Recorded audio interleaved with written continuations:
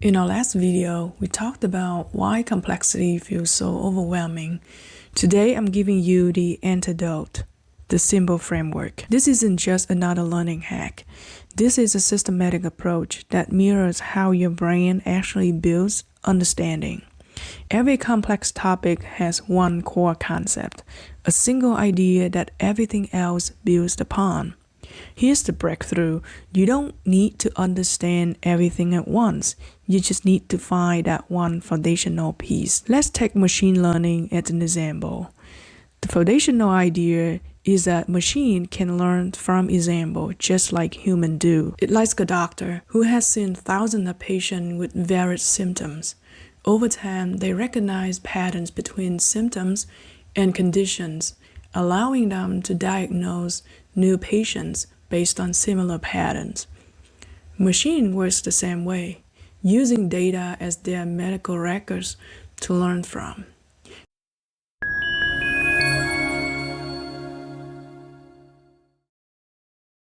In our last video, we talked about why complexity feels so overwhelming.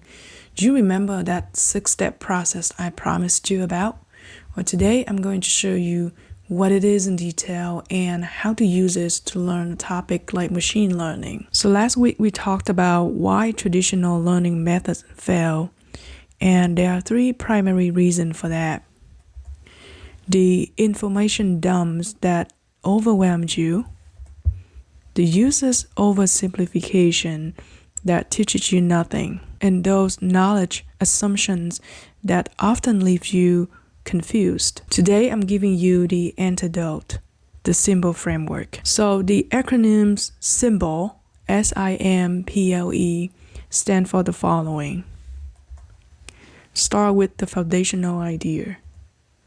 Introducing the next logical concept. Making connection back to the previous ideas. Progress by adding further concepts gradually. Leveraging example and analogies. And finally, eliminating confusion by addressing questions. This isn't just another learning hack. This is a systematic approach that mirrors how your brain actually builds understanding. And I'll show you exactly how this looks as we go through each steps. Let's start with step 1, starting with the foundational idea. Every complex topic has one core concept, a single idea that everything else builds upon. Your job is to find it and explain it in the simplest terms possible. Here's the breakthrough. You don't need to understand everything at once. You just need to find that one foundational piece.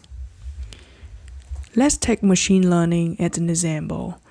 The foundational idea is that machine can learn from example just like humans do. It's like a doctor who has seen thousands of patients with various symptoms. Over time, they recognize patterns between symptoms and conditions, allowing them to diagnose new patients based on similar patterns. Machine works the same way, using data as their medical records to learn from. You see how simple that is? No jargon, no complexity, just one clear, simple concept that really makes sense. Now let's move on to step 2, introducing the next logical concept. Once you have laid the foundation, add the next piece that naturally follows. The key is not to jump ahead and stick to what makes sense next. Going back to our example, after understanding that machine learned from example, the next logical question is, how do they learn? Well, this introduced the next concept of algorithms, which is like a set of step-by-step instruction that a computer follows to learn from data and make predictions or decisions without being explicitly programmed for every possible scenario. So do you notice how this flows naturally from the first concept? As you progress through your learning, pay attention to when you prompted to ask questions such as, but how? Or, but why? Those are your cues for what you should explore next. It's not going to be the same for everyone, but that's okay. As a matter of fact, that's the point. Following a learning path that makes sense to you. Next, makes connection back to the previous idea. To keep things cohesive, always link new concept back to what you already explained. This reinforces understanding and prevents ideas from feeling disjointed. So, algorithms isn't just a new term we're throwing around. It's the mechanism that allows a machine to process those examples and learn, which is the concept we introduced earlier. This step is crucial because it shows your audience that everything connects and nothing exists in isolation. Let's move on to step 4. Progress by adding further concepts gradually. The idea is to continue building out one concept at a time, ensuring each new idea flows logically from the last.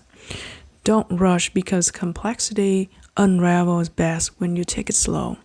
For example, after introducing algorithm as a set of step-by-step instruction that a computer follows to learn from data and make predictions without being explicitly programmed for every possible scenario, you might ask, how does an algorithm have step-by-step instruction without being explicitly programmed for every possible scenario, as these two statements seem contradicting each other?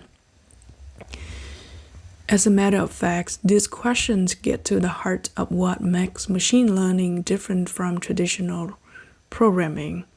Algorithms are step-by-step instruction, but in machine learning, these steps aren't designed to handle every single possible input with a predefined response.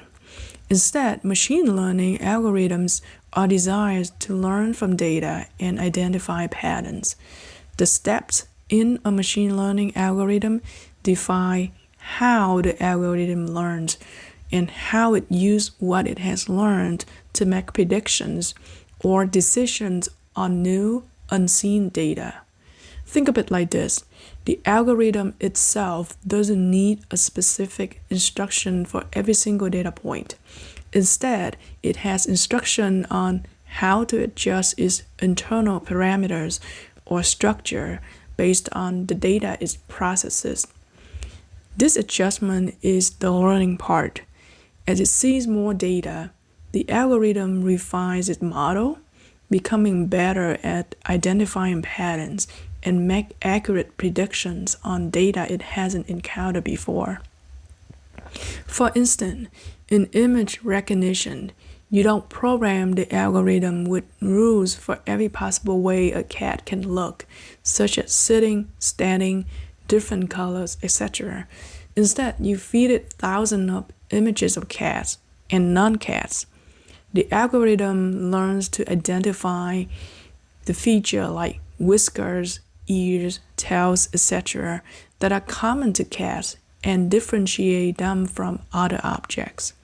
The algorithm steps define how it analyzes the pixels and learns which combinations of pixels correspond to a cat. So you can kind of see the pattern here. So in searching for an answer to the earlier questions of how does an algorithm have step-by-step instruction without being explicitly programmed for every possible scenario, we discover that the algorithm itself doesn't need a specific instruction for every single data point. Instead, it has instruction on how to adjust its internal parameters or structure based on the data is processed. This explanation introduced a new concept, internal parameters. We also discovered that as the algorithm sees more data, it refines its model, becoming better at identifying patterns and make accurate predictions on data it hasn't encountered before. This adjustment is the learning part of a model. The above explanation of how an algorithm works prompted so many questions that we might ask to even dig deeper. For example, what are internal parameters of an algorithm? How does an algorithm refine or adjust its model? These questions would then lead to more questions, unfolding the missing pieces of the puzzle and connect all the ideas together to allow you to see the big picture. It might feel like a slow learning process, but slow feels fast when you actually understand each concept you encounter. And that's the beauty of this learning framework. Next step is to leverage example and analogies. Abstract ideas become clear when you ground them in real-world example or relatable analogies. These are your bridges, connecting the new and unfamiliar territory learners are exploring to what they already know and can comprehend. For example, we used the medical diagnosis analogy earlier to compare machine learning to a doctor diagnosing new patients based on pattern between symptoms and conditions that they have been gathering over years of experience. The key is using analogies people already understand. Don't explain something unknown with something else unknown, as the idea is the bridge from the familiar to the unfamiliar. Finally, eliminating confusion by addressing questions. When using this framework for teaching, use your intuition to anticipate where learners might get stuck and proactively clarify those points.